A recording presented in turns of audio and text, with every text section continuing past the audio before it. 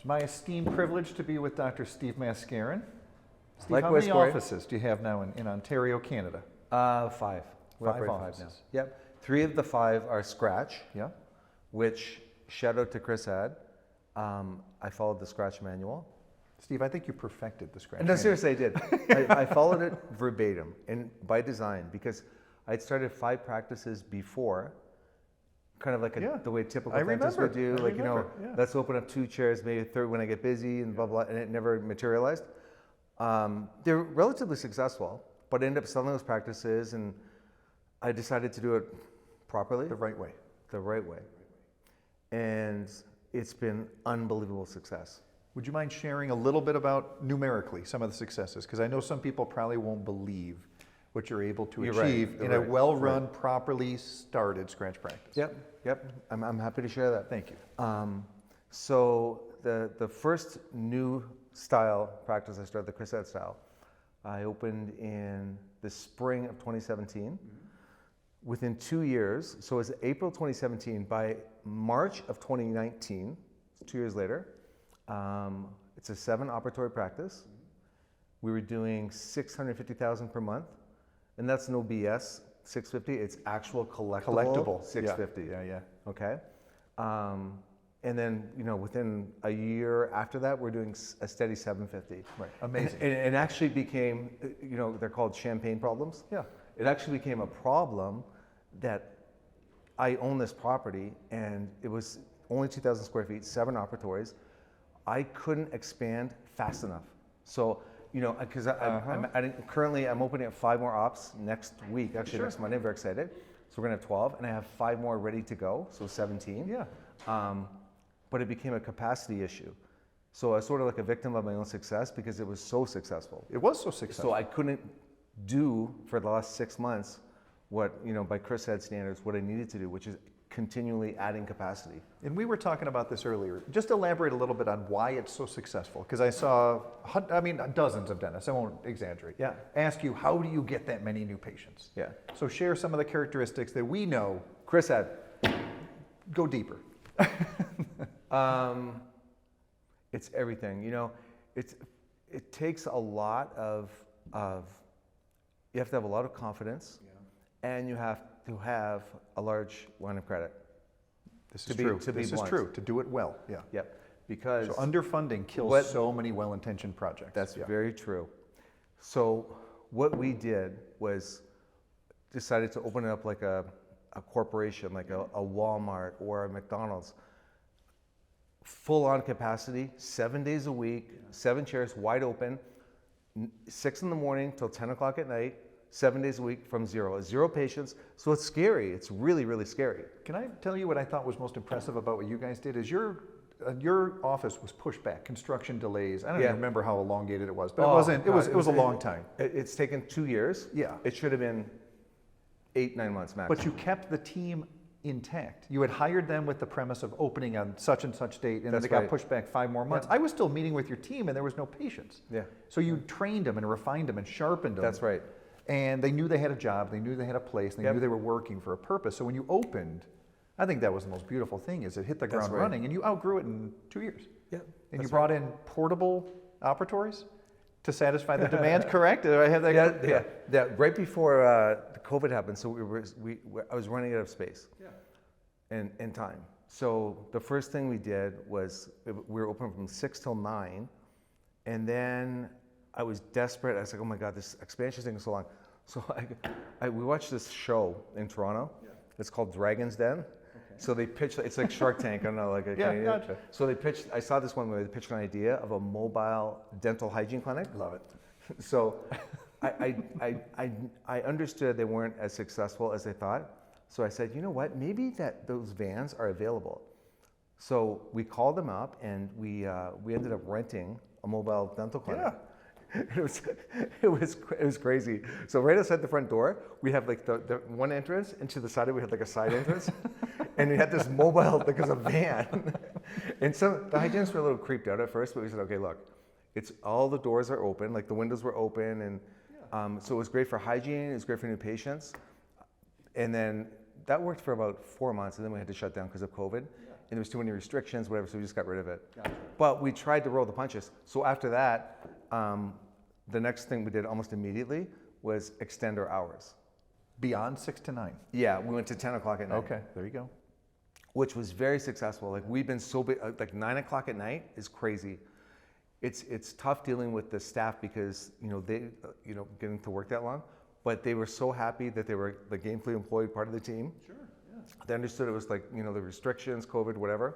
So that helped a lot. I think that's amazing, Steve, because you have no idea how many people try and convince us that no demand occurs after 5 o'clock. Yeah, that is so not true. I know. That's not true. And on that note, Corey, I really believe like you need to be vigilant. If you're open from 6 to 9, if their chairs are wide open, yeah, the staff stays. You're working. Yeah. Because if you start doing that, yeah. Oh, you only book till 8. Okay, let's go home early. No, that's right. Because it's amazing what happens. All you need is one patient to call, one emergency, and you're taking care of the people, and you're keeping people employed, and you have a reputation. Like you're reliable, right? You're there for them when they need you to be there for them. Exactly. Yeah. That's great, Steve. Because you see all these offices, and you know who they are. I see a lot of offices, very few like yours. They're open till Saturday. Yeah, that's right. Saturday. I call BS on that too because they're open on Saturday if you're spending $20,000 on veneers, right?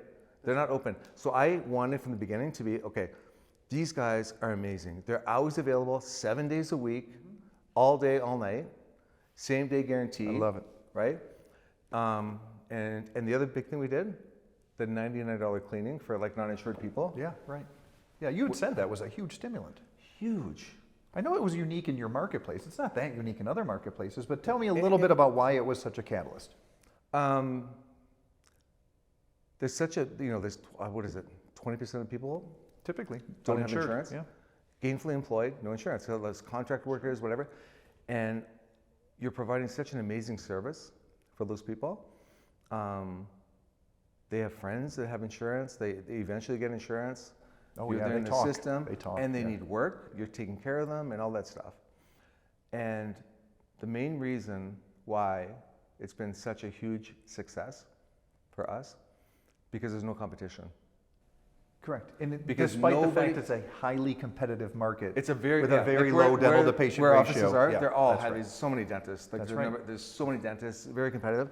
But there's no competition for these non-insured patients because what you have to do, and I think it's similar in most of the states, but in Toronto, like in Ontario, Canada, you have to, it's a lot of work. It's like bananas at 19 cents a pound. Yep. Or I'm dating myself. Maybe it's like 49 cents. It's a little more than that now. it's a loss leader. So it's a loss leader. But in order to do that, you need to do a full, it's a lot of work. Yeah. Full probing, head and neck exam. It's like a full new patient exam. Yeah. You're basically giving away for free. And then you're doing like half an hour, 40 minutes of scaling and polishing. And there's no bait and switch, which has been huge. That's right. Yeah. Right? People talk, they know, right? So there's no bait and switch. So it's $99 every single time. Well, so after that, it's easy. Again, what I saw about your practice, and I don't want to keep you too much longer, but when you got 400 or 500 new patients a month, which is staggering in itself, that's not the unique thing about your practice. The fact is you kept a lot of them into perpetuity, into cyclical care, so you grew at this compounding rate that a lot of your colleagues cannot do. They can get 400 new patients, but they tend to flush 400 and add 400 back in. I don't know how you did it. I mean, we have ideas and suggestions and recommendations. Can you just finish on that? Like, how do you think your team was able to keep so many ambassadors in your practice? I think it's, like honesty, integrity, dependability. People, like I said, there's no bait and switch. Yeah. They know what they're walking into. From day one, I hired a guy. He's a friend of mine from Toronto, a very successful restaurateur. And one of the keys to his success has been his service industry. He wrote a book. But one of the keys to success is the way you treat your staff, like family, because the way you treat your staff is like the way, they treat their customers. Right, And we had 4 workshops, about 3 hours, which is new to me because I've always thought of those things as like, Jesus, like why I gotta shut my office down for 4 hours and there's no revenue. That's right. No revenue. Yeah, but now I see the value in it. So I had like 4 workshops with this guy, Michelle Falcon, amazing guy. Yeah. And customer journey. So we tactically thought through every single step of the customer journey from when they first call the office till when they leave and book their next appointment. Man, that is beautiful. To make it systematized. Yep. Because, you know, our saying was, I want that last patient of the day to be treated like the first patient, right? Yep. So You rare. know, like if Yeah. you know, I know what you're talking about. A lot of Yeah. these service industry and healthcare industries, if you knew what went on behind the scenes, Right. you don't want to be the last patient of the day, right? So we systematize that. So we have a checklist. So and we just actually redid it for the expansion for next week. It's very exciting. So we thought about every single step. So we have a checklist, Oh, that's great, Steve. Yeah. right? So we identify every new patient to the office. Like if they're new to the office, we know who they are. We write their names on a chalkboard. We welcome them. We give them a quick tour. Well, I've been to your office. Now, again, this is anecdotal or observant, but I see your team greet your patients in a way that's so much different than they do in other practices. I mean, they do get up, they do extend their hand, they are smiling, they are welcoming, they're just happy. Now, They're all the happy time? all the time. Exactly. I've been there many times. Consistency. All the time. Yeah. Well, we've talked about that a lot. That you know, like you're in the dental industry. You know when you walk into an office whether it's a good place. Yeah, you can tell You growth get a in 2 vibe. seconds. You know right away. You open the door and you can just smell it. You know. So I've always wanted to be that guy. Yeah. So every person that opens the door, it's like, wow, I like it here. I think you did it, good. man. I think you did it. Yeah. Well, I appreciate you giving us the time and talking about your business. You know, we're lucky to know you and to be on your journey with you for the last 20-some years, Corey, man. Yeah. All you guys. I mean, I couldn't have done it without you guys. Like, you know. And we can't do it without you. So no, it's but mutual. it's, you know, it's mutual. It's such a wealth of information and advice, and you know the studies and the history, like 40 years of, you know, tried and true, and you guys have been growing steadily for 40 years because you're helping your clients and they're helping their patients, and everybody's growing. Yeah. Right. Well, thank you. But for listening that. to you guys is and truly following everything. That's the other you know, advice I could give. You can't like pick and choose. That's correct. You're gonna That's have correct. a McDonald's. Yep. You can't like, you know, oh, we're not gonna have Big Macs today. We're not. You have to do everything. You have to have consistent hours. You have to be available. You have to be affordable. You have to be everything. Yeah. Well, And- you're proof positive that if you do what we ask you to on do, closing, it works. Yeah. Yes, please. The secret shopper call, Beautiful. the best, Beautiful. the best. Seriously, the secret shopper calls, amazing. Yeah. Like, they It holds you in line. transformational.